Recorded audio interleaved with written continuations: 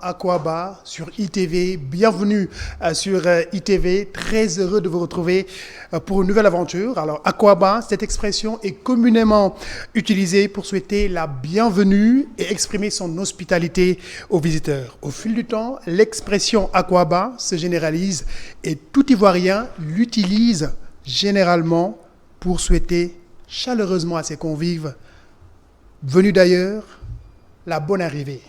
salaamaaleykum bëgg na leen bu baax nuyu leen Aquaba di jotaay bu bees bi nga xam ne moom lañ leen indilaat bu ñuy jub Coupe d'Afrique ren nag ñi ngi jëm ca Côte d'Ivoire moo tax ñu J-100 laataa ñuy Coupe d'Afrique bi ñu suux ci ànd ceeg yéen jox leen ay xibaar yi nga xam ne lépp diggante équipe nationale bu Sénégal lay doon ak ñeneen ñi nga xam ne ñoom la ko war a seexal ca Côte d'Ivoire moo tax autour de la table ni ma ko faral di waxee l'expérience fait la différence daanu am sunu doyen di sunu kilifa Abdoulaye Dabo nga xam ne c'est quand même une expérience sur le plan sportif important nga xam ne bu ñu ko waxee rek il pourra gérer le temps ci wàllu expérience bi ci jotaay bi lee waaye à côté on aura bien sûr le très jeune Sékou Seydi qui va y aller avec beaucoup d'allant, avec également beaucoup de technicité pour nous offrir également tout ce qui est info et puis voilà si jotaay bile doyen salaamaaleykum. salaamaaleykum Bouba kontaan trop fekkee tout premier numéro bi jour J-100 comme ni nga ko waxee. man it à mon tour may wax Aquaba à tous ceux qui nous suivent ñi ñuy déglu yëpp parce que Côte d'Ivoire moom voilà dëkk boo xamante ne la li mu bokk ak Sénégal dafa bëre. ñu war fa joŋante ji à partir du 13 janvier prochain. bien sûr ñu fàttali ne Côte d'Ivoire du mu njëkkee dëkk wiiw fii la woon. 1992 fii la jëlee première Coupe d'Afrique am kon nag ñun ñu war a fas yéene dem conserver fa suñ Coupe d'Afrique. waaye nag balaa boobu xam naa lu bëri dina ci xew. bien sûr te looloo tax justement ñuy tase fii voilà chaque rendez-vous boo ñu woowee rek ñu ñëw wuyu si la. autour de l'émission jëm si ndànk-ndànk ba ci Coupe d'Afrique des Nations kontaan trop nag nekk ak yow ci plateau bi comme ni nga ko waxee. l'expérience la jeunesse. et voilà le talent. voilà ñett yooyu boo leen boole rek. mu daal di mu joxe Aquaba. voilà Aquaba Sékou Seydi.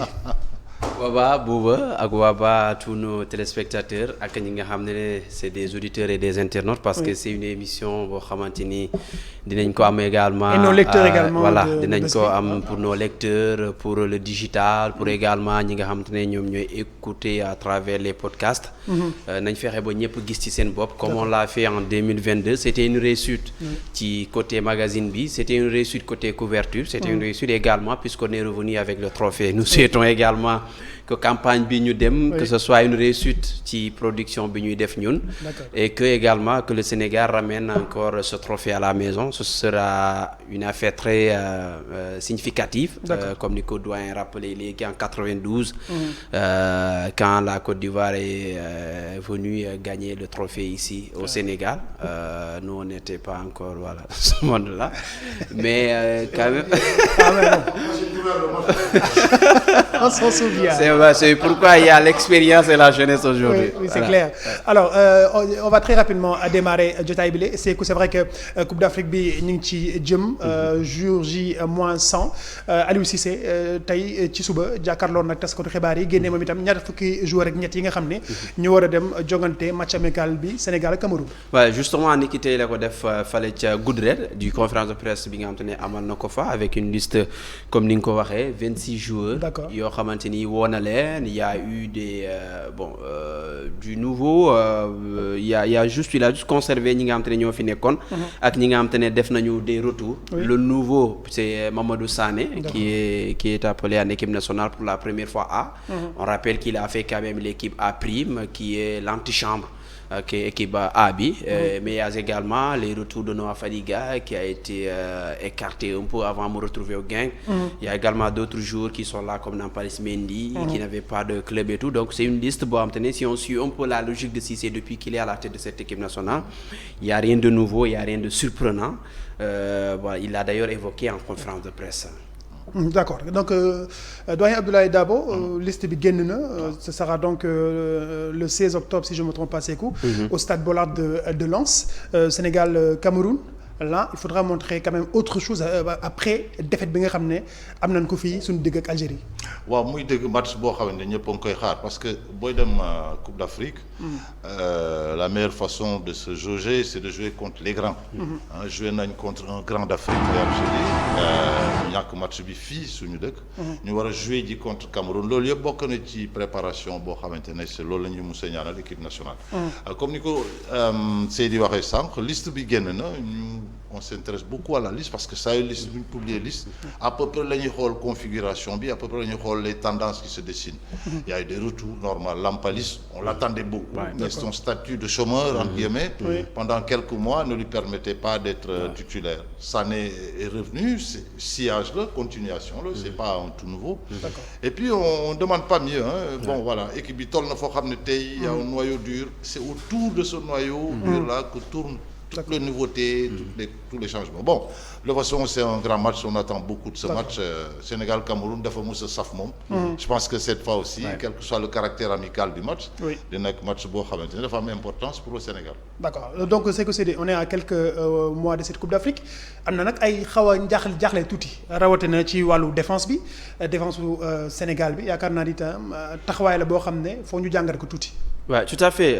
D'abord, peut-être nous peut-être il a évoqué un peu cette liste Aliou Cissé par rapport ak explication yi nga xam te ne joxe na ko ci nouveauté yi ak choix yi nga xam te ne def na ko voilà Mamadou Sané entre autres ñëwaat na en tout cas ci choix yi nga xam te ne def na ko bu ñu laay mu ne jox élément bi ñu suivre ko après ñu ñëwaat ci difficulté yi nga xam te ne aujourd'hui équipe nationale am na ko surtout côté défense et la situation de son gardien de but titulaire Edouard Mendy.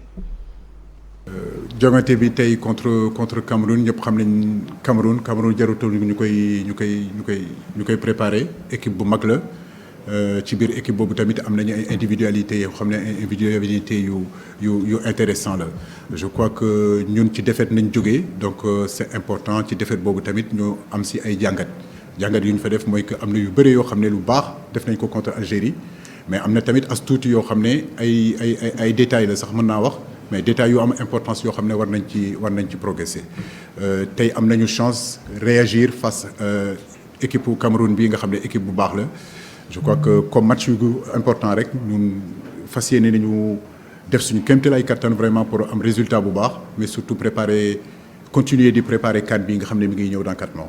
Voilà mu nekkoon coach Aliou Cissé Sékou Seydi ci quand même li nga wax léegi nii ñëwaat ci liste bi jàngat bi. Ouais, justement il a évoqué ce match contre le Cameroun qui est un match très important parce que au-delà du passé il y a eu des questions sur le passé 2002 2006 entre autres mais je pense que li ëpp solo aujourd'hui c'est que Sénégal ak Cameroun ce sont deux équipes yoo xamante ne il faut le dire dinañ bokk ci les équipes favorites pour cette prochaine édition de la Coupe d'Afrique des Nations mais également ci beneen bi mooy c'est deux équipes yoo xam ne qui peuvent se retrouver dans la même poule ci li nga xamante ne moo ci CAN bi ñu jëm mais quand même le Sénégal aujourd'hui depuis le match contre le Brésil et puis il y a le match contre l'Algérie ñu teg ci Cameroun c'est bien pour préparer une compétition parce que d'habitude on a du mal à avoir ce genre de match là je pense que dans le passé on a eu le Maroc qui nous avait largement battu seen dëkk c'était avant la CAN donc entre-temps on a rectifié le tir en jouant les grandes nations et ça c'est important Aliou l'a évoqué d'ailleurs moom il voulait d'ailleurs jouer un autre match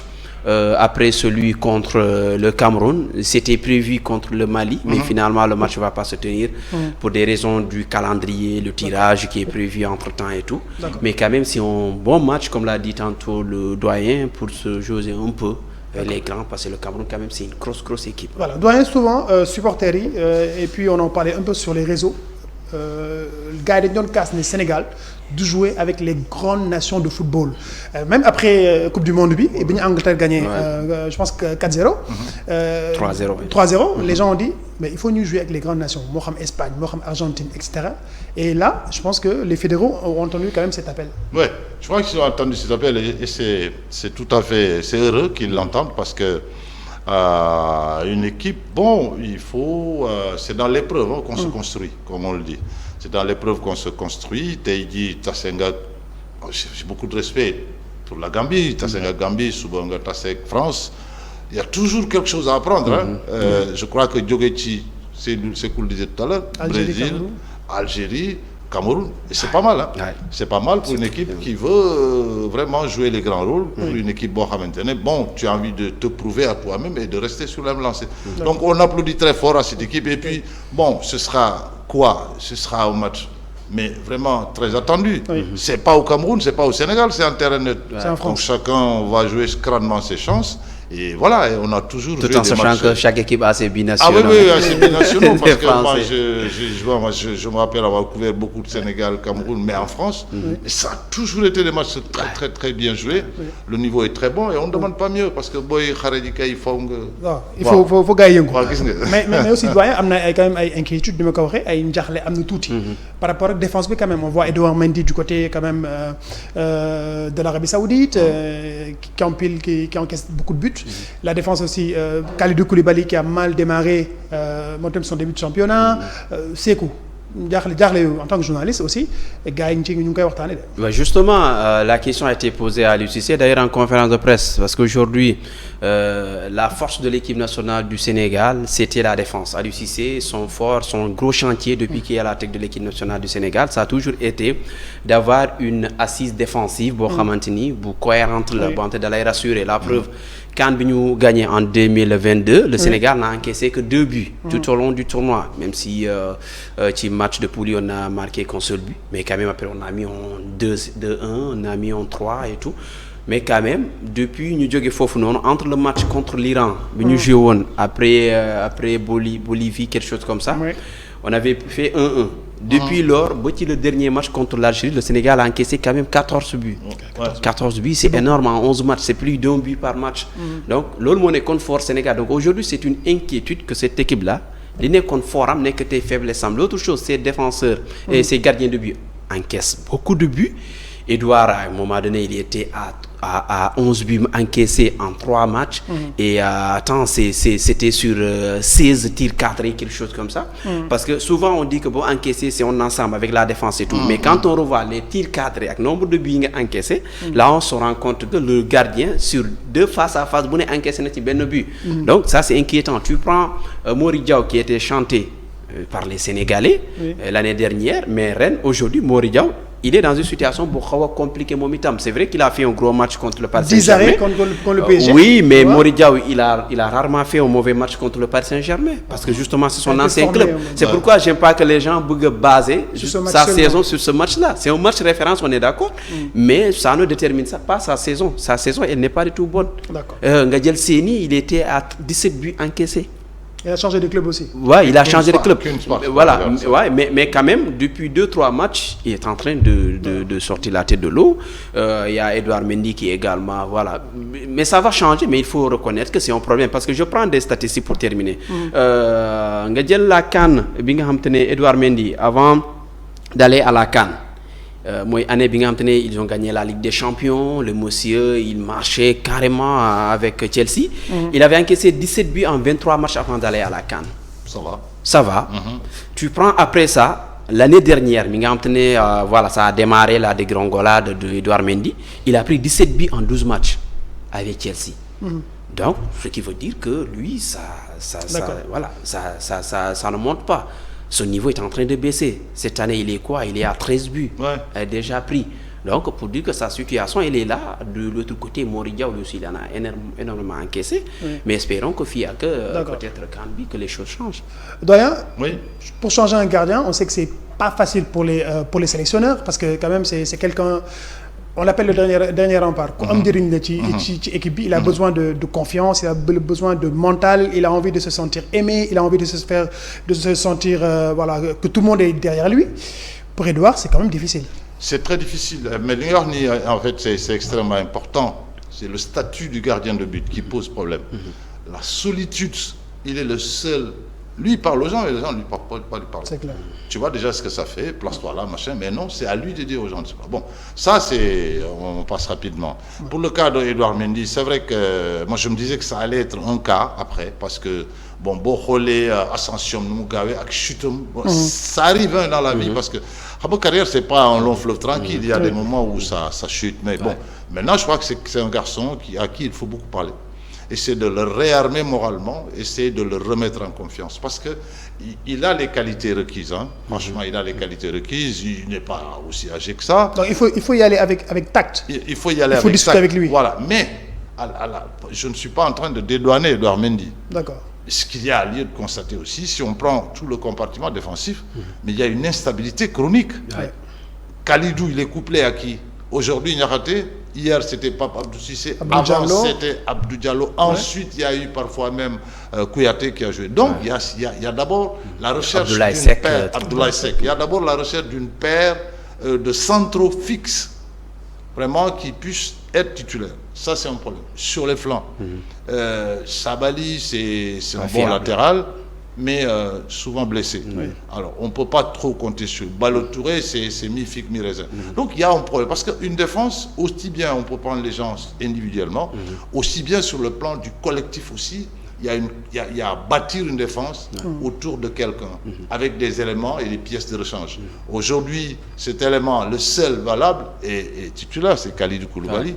Qui mettre autour de lui, qui mettre à côté de lui, comment maintenir cette coordination entre latéraux, axes centraux, etc. Bon, mais de toutes les façons, c'est un compartiment dans lequel il va falloir beaucoup travailler pour que le Sénégal se retrouve.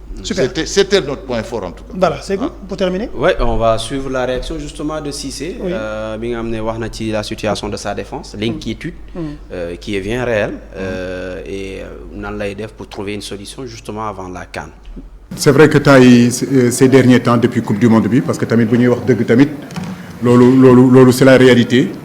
Bokk na ci bébét yoo xam ne ak sama staff ñu ngi siy wax mën naa wax ni que but ya nañu jël yëpp mën naa wax ni que c'est des buts que yoo xam ne mën nañ ko éviter. Par exemple but bu ñu jël bu dee dama war a réénumérer but bu ñu jël contre Hollande alors que ñu ngi doon dominer match bi yëpp même but bu ñu jël contre Qatar. yaa ngi dégg c'est des buts yoo xam ne war nañ ko mën a éviter 3 buts kenn nañu jël sax contre Angleterre du stratégie anglais yi c'est souvent si suñuy erreur si suñu taxawaay boo xam ne du taxawaay boo xam ne taxawaay bu leer na. te loolu foog naa moo doon suñu force war nañ ci dellu si waat encore répéter ko waat encore pour que justement domaine boobu nga xam ne moo doon suñu domaine ñu dellu fa waat encore mais aw ma benn sikki sàkka aw ma benn inquiétude xam naa ni que dinañ fa dellu si waat incha allah. kon yaakaar mën naa daal ndax coach Aliou Cissé nee na xelam dal na awma benn sikki sàkka yal nañ ci egg jàmm ak voilà avec cet état de forme là ñu gën a retrouver nos défenseurs notre gardien et tout et puis même voilà une équipe nationale du Sénégal toute fraîche arrivée donc en Côte d'Ivoire et puis pourquoi pas remporter cette deuxième Coupe d'Afrique Sékou Seydi am na fu mu tëjee également wàllu beneen équipe nationale tey Sénégal gagné na Égypte l'équipe nationale des malentendants. Justement un parcours bu am solo. Vraiment je pense que c'est une occasion de rendre leen hommage. Cette équipe là xam ne ci conditions yi ñu voyager c'était tellement compliqué remise drapeau avec ce Ndiaga Ndiaye là ba le problème de vol la bi nga xam te am na finalement les autorités intervenir à la dernière minute un problème de maillot de chaussures beaucoup de choses à la fois donc j'ai l'impression que le Sénégal faut nga mettre leen dans des conditions yu xaw a métti même si c'est pas une excuse encore une fois pour ñu je pense qu'ils ont joué avec le cœur.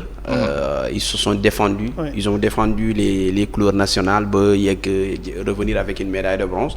C'est une première dans l'histoire du football sénégalais, même s'il faut considérer que l'équipe nationale des malentendants ne fait pas partie de la responsabilité de la Fédération sénégalaise de football. Mais il faut pas oublier également à côté la fédération quand même a fait des efforts et même le sélectionneur Souleymane Fomba l'a reconnu que la fédération a fait des efforts ci côté maillot, côté accompagnement et tout ça. Même si c'est pas sa responsabilité mais def na ko donc c'est aux autorités de faire un peu d'effort par rapport aux autres représentants du Sénégal. Je parle même pas des sélections parce que parfois il y a des individuels qui vont représenter le Sénégal à l'extérieur. Il y a l'exemple de Mbagnick Ndiaye qui est 3 fois champion d'Afrique de judo. Tu as à côté Louis François qui a fait les championnats du monde qui s'est qualifié voilà même s'il a une bourse avec le comité national olympique mais tout cela c'est des Sénégalais yoo xamante ne ñoom itam bu ñu dem Sénégal la ñuy représenter on comprend que le football c'est la vache laitière et même côté communication ça peut servir à beaucoup de gens.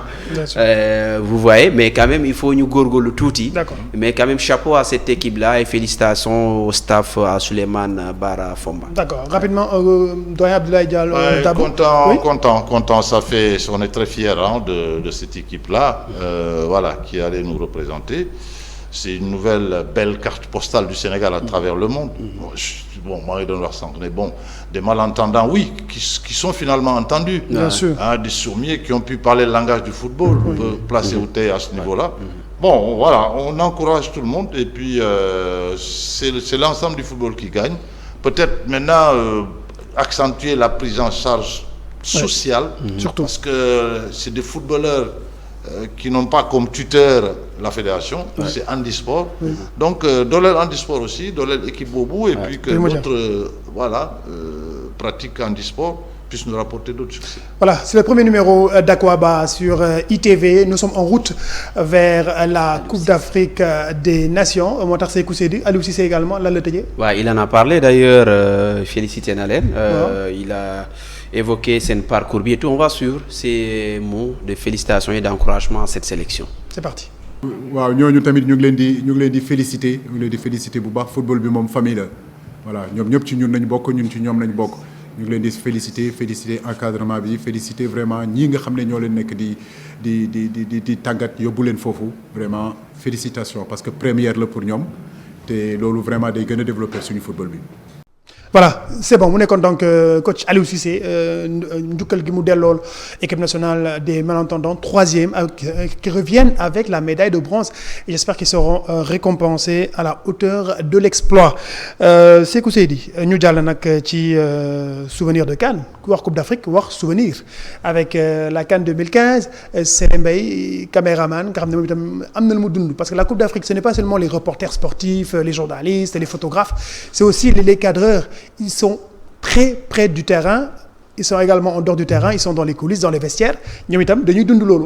Ouais, justement, je pense que bokk na ci rubrique yi ma gën a neex. Parce que rubrique la boo xam ne les gens ils se lâchent, ils racontent des anecdotes yoo xamante ne dund nañ ko lors d'une campagne parce que une campagne c'est beaucoup de choses à la fois. C'est une aventure. Ouais, c'est une aventure boo xamante ne nit ñi lu ne nga ciy gis quoi. Lu ne nga ciy gis le côté off quoi. Non, lu ne ngay gis laa la wax lu ne loo xam te du feeñ ci télé yi. Après c'est des humains quoi. Que soit un responsable, que soit c'est-à-dire benn côté dafa am bu am solo ci sénégalais. Ils sont très lu ñuy wax patriotisme sportif bi. Dafa am doole ci ñëpp que ce soit le journaliste, que ce soit les autres gars yi mënuñu retenir seen patriotisme boobu noonu lors d'un match de football et Sélé Mbaye il a vécu des moments yoo xam ne nee na du ko mën a fàtte en 2015 on va suivre avant de revenir sur ce plateau.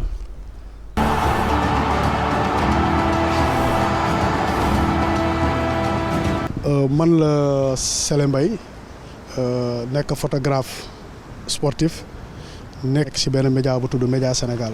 CAN bi ma gën a marqué mooy 2017 Gabon.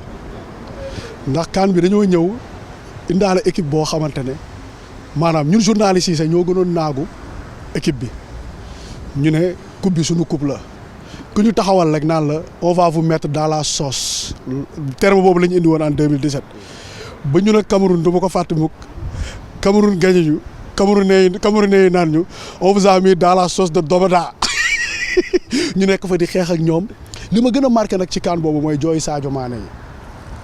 Sadio Mané jooy fa jooy yu metti ma ñëw di ko photo góol bi Khadim Ndiaye fekk ba fi may photo Sadio Mané rek mu dóor ma mbéj man ak moom ñu nekk di xeex ci terrain bi affaire bi nekk beneen coow encore Cheikh Seck moo ñu doon àtte moo tax bañ demee jël CAN Cameroun ndeysaan si laay xam ne ndeysaan lépp rek muñ rek am solo waaw ndax déception bu ne dund nañ ko ci CAN man dem naa ba bu ñu gañee Sénégal du ma def dara parce que naqar bu ne da nga koy dund. ñu dem ba léegi yàlla di ñu fay ay affaires yu neex ñu sante ko yàlla mais CAN 2017 nekkoon na CAN bu metti lu tax mu metti mooy déjà fa ñu ngi daloon Franceville dëkk bu metti dëkk boo xam ne da ngay génn pour nga jënd connexion sa problème la ñu jige fa ñëw Libreville affaire bi gën a metti si ñun mais dara ñu koy muñ rek parce que dañ ne bu ñëwee dañuy jël CAN bi dem suñu yoon mais yàlla dogal li muy dogal ñu daal di toog quart de finale toog bu metti foog naa su ma juumul sax mooy première CANu Aliou Cissé waaw mooy premier kaanu Aliou Cissé kaan boobu moom bokk na ci kaan yi ma gën a marqué du ma ko fàtte mukk ndax conditions yi ak ni ñu toogee ba pare am na lu ma fàtte Cheikh Tidiane Gomis jour boobu laa xam ne jullit la ci kaan boobu laa ko xamee parce que Cameroun daf ñu gagné loolu laa doon fàtte ak histoire bu neex ñu jël bus xam nga Afrique centrale ay montagne la ñu jël bus wi di dem di yéeg bay yéeg montagne bi rek waa ji embrayage am lâché rek oto bi commencé wàcc montagne bi di wàcc nag chauffeur bi mënatul contrôler bus bi Cheikh Tidiane Gomis naan laa ilaha illallah man jour boobu laay soo ko xam ne kii Thierno Dramé jooy yoo xamante ne naan wuy sama ndeyooy ay waaye ñun dee nañu non kaan boobu loolu li ñu dund ci kaan boobu loolu léegi ñu dem ba chauffeur bi après maîtriser bus yu ba téye ko ba pare wàcc rek defaraat embrayage rek nañu nii allez monter rek Cheikh Tidiane Gomis ne ko monter yow tey rek ñu waaye yow nga naroon ñu rey naan ñu monter wuñu on monte pas loolu yëpp ñu dund ko 2017 moo tax kaan boobu du ma ko fàtte yooyu mu si dund yëpp du ma ko fàtte xam naa ne ay ñoom Thierno Dramé ak yooyu bu ñu ma déggee dinañ ne peinture naa leen mais loolu il fallait ma témoigner affaire boobu noonu ndax Sénégal di wax ne lépp mbégte la quoi bu ñu demee ba léegi ñu naan Sénégal favori et tout ça nañ sante lépp yàlla. jërëjëf Sélé Mbaye di ngeen ko retrouver ni mu gën a yaatoo ci suñu ay différentes plateformes ni ko leen ko Sékou Sy di waxee rek li éléments yëpp day gën a ñëwaat daan leen ko tollantelewaat ngeen mën ko seetaanaat. On va enchaîner ak li nga xam ne mooy le portrait d'Edouard Mendy chaque Coupe d'Afrique ñu def quand même le portrait de nos joueurs moo tax tey dañuy tàmbale ak Edouard Mendy bu ñu noppee teg ci la CAN décalée avec Jolof Olympique Club. On va également à la rencontre quand même de ces Sénégalais là qui investissent dans le football et qui ont quand même le mérite de reverser en tout cas li ñu am jot a am delluwaat ko ci football bi. On va d'abord revoir le portrait d'Edouard Mendy avec Pape Sarr et puis enchaîner ko ak li nga xam ne la CAN décalée dem seeti waa Jolof Olympique Club.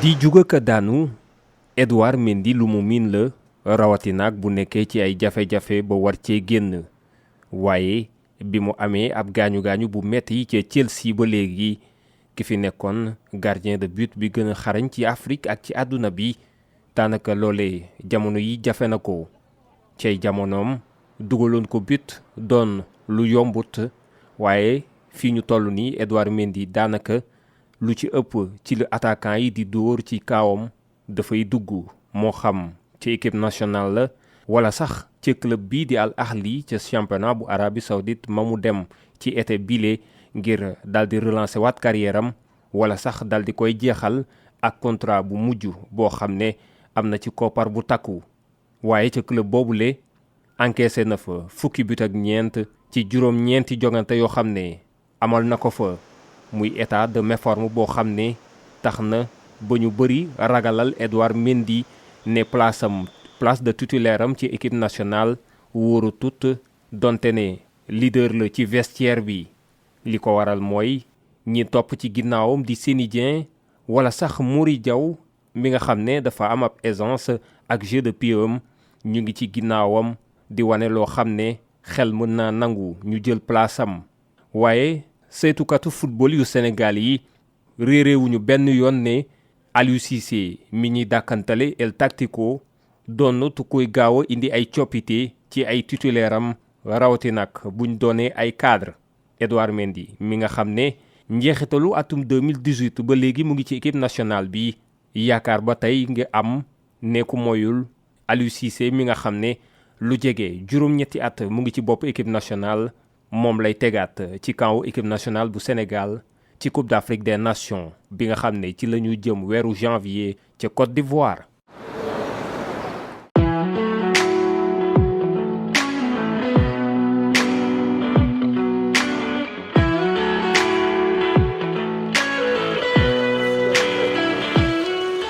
C'est à plus de 260 km et à 4 heures de route de Dakar que Jolof Olympique Club a vu le jour. Dans un football sénégalais fortement concentré entre Dakar et Thiès, Jok se veut être l'exception. Et quoi de mieux qu'un giving back projet pour rendre l'appareil à son terroir. C'est un projet initié par l'international Papa Alioune Ndiaye. Donc après la Coupe du Monde, il avait envie de faire quelque chose en retour par rapport à la population du Jolof. d'où la naissance du projet. Donc c'est un projet, c'est un giving back projet, donner quelque chose en retour à ses cousins. L'équipe de Papa Aliou Ndiaye est implantée dans une localité où évolue un autre grand club, l'ASC Dara. Mais ici, on refuse de parler concurrence parce que Djok est d'abord une académie. Les projets ne sont pas les mêmes. Nous sommes un centre, nous sommes une académie. On essaie de vendre des joueurs, on essaie d'éduquer aussi des jeunes. Donc les projets ne sont pas les mêmes. AS Dara, je dirais que c'est un club traditionnel, alors qu'il y a une très grande différence entre un club traditionnel et un centre de formation. Une académie qui évolue en division régionale avec à sa tête un homme expérimenté. Partisan de la génération 2002, Moussa Ndiaye tente d'apporter toute son expertise à ses jeunes frères. Travail la rek liggéey bu metti la waaw amuñu ci sago li ñu liggéey amuñu ci sago mooy liggéey boo xam ne amul app ay xale boo leen defal amul app da ngay liggéey ba yàlla ibbi bunt yi te yaakaar naa ne lu ñuy def nii mooy si métier la mooy métier bu ñu bëgg métier bu ñu gëm te métier bu ñu xam la si lañ jaar si sant lañ jaar tey ba nekk nii tey bu ñu fi nekk tey war na mën a jàppale suñu raq yi jàppale suñu jarbaat yi. Jolof Olympique Club vise le professionnalisme et tout est mis en œuvre pour y arriver. Surtout dans le domaine de la santé, capitale pour tout footballeur. Cette période, il y a trop de chaleur. Donc tout ce qu'on peut leur conseiller, c'est d'augmenter les temps de récupération, aussi essayer de prendre des bains avec de l'eau froide à tout moment. Les cas de blessures les plus sérieux sont pris en charge grâce à une collaboration avec d'autres structures. Mais néanmoins aussi, on a des collègues partout, c'est-à-dire des chirurgiens, des traumatologues, ainsi de suite. Donc quand on a un cas qui se présente, on va présenter ça à des collègues, ils vont nous donner des CAT, c'est-à-dire des conduites à tenir. Ce sont des malades qu'on prend en charge à notre niveau, on fait ça. À ces bonnes conditions de travail, il faut ajouter un bon esprit de groupe. Si en dehors du terrain, Moussa Ndiaye gère l'équipe, sur le prêt, le relais est bien assuré. Mon rôle modérateur la yor bu coow la waree am ma ñëw ma conscientiser wax leen que on est ensemble ñun ñoo far bu fekkee terrain loolu du ñàkk ku nekk xam rek sa morom day yàq mais da ngay comprendre que c'est le jeu neer yi day jóg mais bu loolu amee man damay ñëw ma wax leen nii ngeen war a comporter wu parce que ñun centre lañu on doit donner le bon exemple. Dans le football moderne, tous les postes sont certes importants, mais surtout celui de gardien de but. Car dans la construction, son apport est devenu primordial. Assurer naa samay prise surtout comme tactique jeu bi ndax jeu bi yëpp maa ngi si man la dépendre boo seetee en plus tamit assurer naa samay sorti assurer naa sama lépp daal comme laal mën a wax. maa ngi si travail lu bëri surtout comme à chaque fois pressing ba amee maay déclencher pressing maay écarter jeu bi maay defar jeu bi daal si man la basé wu si lépp moo tax à chaque fois dama si veiller surtout concentration. L'objectif premier d'une académie est de réussir à placer ses pensionnaires dans des clubs à l'étranger. Ce que Djok a déjà réussi à faire en seulement 4 ans d'existence. On a 2 joueurs qu'on a vendus. Il y en a un qui s'appelle Moussafa Kamara, qui a signé à Ankara Keshoren. Il a signé 5 ans là-bas. Il y a 2 autres joueurs aussi qui sont partis en Turquie en essai. Espérons que ça va se passer comme on le veut, Inch'Allah. Le professionnalisme répond également à beaucoup de critères, parmi elles l'hygiène de vie. Bon, ñun dañuy togg ci wàllu woo xam ne ni tout ce qui est gras lépp loo xam ne lu jëm ci wàllu diwliñ dañ koy maytu lépp lu jëm ci wàllu bion dañ koy maytu donc ñun lépp loo xam ne ni daal lu ñuy def tout est naturel maanaam dañuy sélectionner gàncax gi nga xam ne ni moo jëm ci wàllu togg ñu boole leen composer leen mën ko jox suñuy joueurs pour ñu mën a nekk am taxawaay bu baax ci terrain bi am goo xam ne bu ñu duggee di nga xam ne ñii dañ leen tàggat ci seen lekk baax na seen entraînement baax na.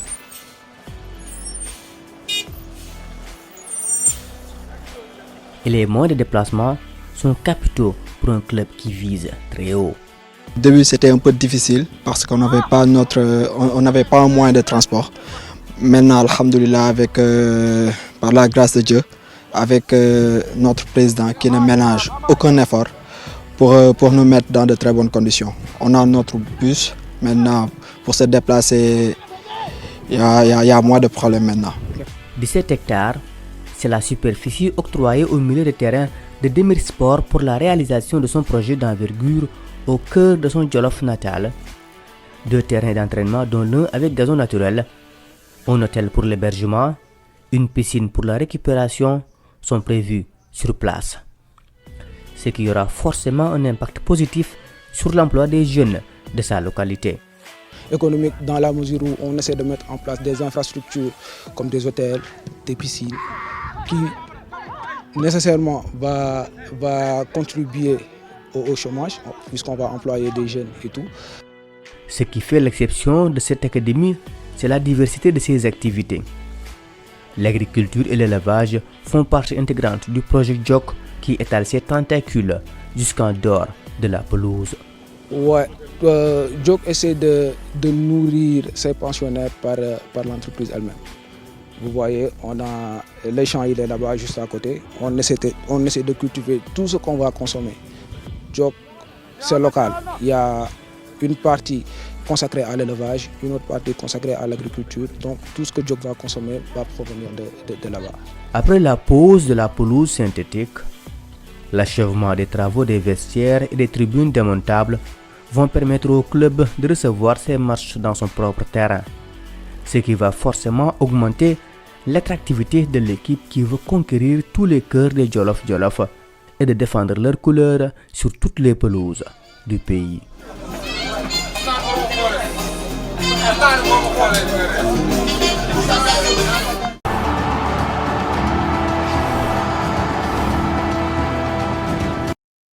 Jolof Olympique Club, quand même une belle découverte, c'est Seydi. Tout à fait, surtout l'idée d'aller installer ça dans le Jolof, je pense déjà c'est original. D'habitude, gars, nous sommes limités entre Thiès, Dakar, Mbour. Et ça donne plus d'opportunités aux personnes qui justement y habitaient côté Yonon. Donc les autres ils se retrouvent. Plus besoin de revenir à Dakar. Ouais, justement, ils retrouver dans une situation où tu es obligé de venir dans cette zone-là pour justement exprimer sa talent. Dem dans le Jolof, kenen wara dem en Casamance, kenen dem Kédougou. Ça permet justement aux jeunes qui ont été dès cette formation de qualité, mais surtout nous avons cette visibilité et cette opportunité pour taper dans l'œil d'un club étranger, tout parce qu'on a vu récemment à Jolof Olympique beaucoup de jeunes ils ont signé à l'étranger. Parfois une invitation de faire essayer tout. Donc tout ça c'est parce qu'il y a quelque chose de sérieux et il y a cette vitrine qui permet aux jeunes exprimer. Je pense que Papa Aliou Ndiaye a eu le mérite d'installer quoi. Il a déjà démarré, sa carrière n'est pas encore terminée, mais il joue. Mais il a pensé à sa reconversion et pour lui la meilleure façon de rendre à ce sport-là rester et investir ci moom.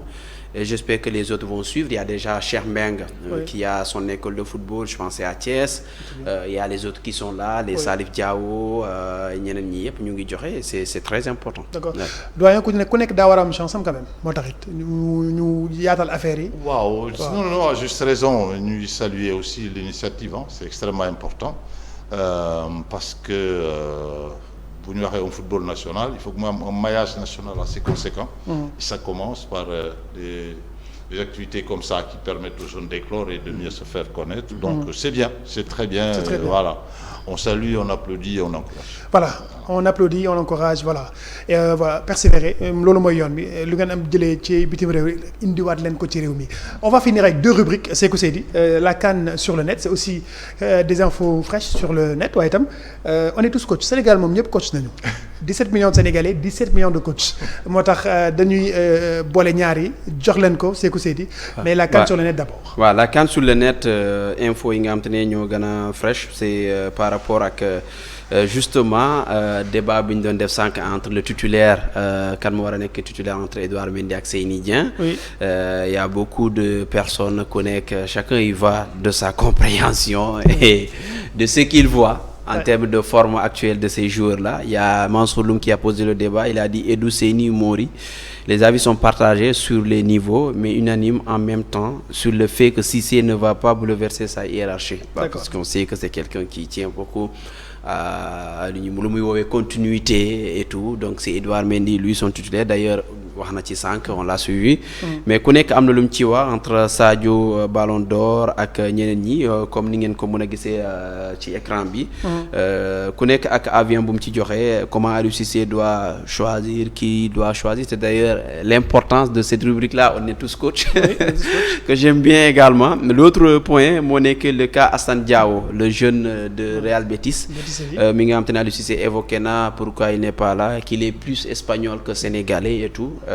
D'ailleurs il a été convoqué chez les U21 bu Espagne, moom Assane Diao. Donc voilà pour phase de qualification pour Euro bi, liste baa ngi nii d'ailleurs. Donc il y a ce débat, il y a également l'arbitre gambien Gassama qui n'a pas été retenu pour la Coupe d'Afrique. Ça fait un arbitre de moyen ci suñu zone bi, parce que y a comment il s'appelle l'arbitre Maguette Ndiaye qui n'a pas également été retenu. Donc ça fait 2 arbitres de moyen yoo xamante ne depuis quelques années quand même.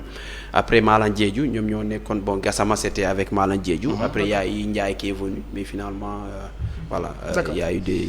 Ce qui est bizarre d'ailleurs, c'est que bon, la première femme qui est entrée dans l'histoire de l'arbitrage africain, on l'a pas retenue.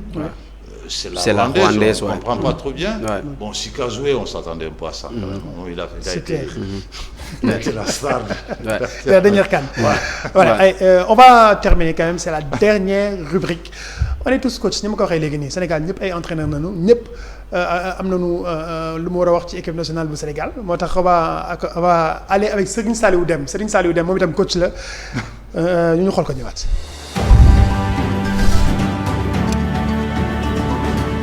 salaamaaleykum, Mohamed Seck la. Pour man sama gis-gis ci équipe bi mooy Aliou Cissé ay convocation CAN bi war na mën a woo joueurs yu baax quoi, yoo xamante ne tamit dañuy jëli CAN bi pas muy woo ñenn ñi. Gis naa ci man sama gis-gis man ci joueurs yi war a dem CAN man Bouna Sarr si la bokk, sama première. Bouna Sarr pour man dafa war a ñëwaat ci équipe nationale, dafa war a dem si CAN bi war a am Côte d'Ivoire tamit. Boubacar Camara war nañoo lijjanti ay dossier am tamit mu war a demaat si CAN bi incha allah. Mu dimbale ñu ci ay Gana Gueye ak Cheikhou Kouyaté, ñooñu ay mag lañ, nañ may booyee ñu gérer. Ku ci mel ne Lamine Camara dafa war a ñëw, Sabaly bi nekk Metz dafa war a ñëw, Nampalys Mendy dafa war a ñëw. Loolu laa gis ci CAN bi quoi. Côté classement pour man 4-3-3 la war a classé. 4-3-3 la war a classé quoi. suñu góol titulaire nag pour man instant bi Mory Diaw la war a nekk. Défense centrale bi Moussa Ndiakhaté, Kalidou Koulibaly. Sabaly bu fekkee dafa blessé mu andi Bouna Sarr.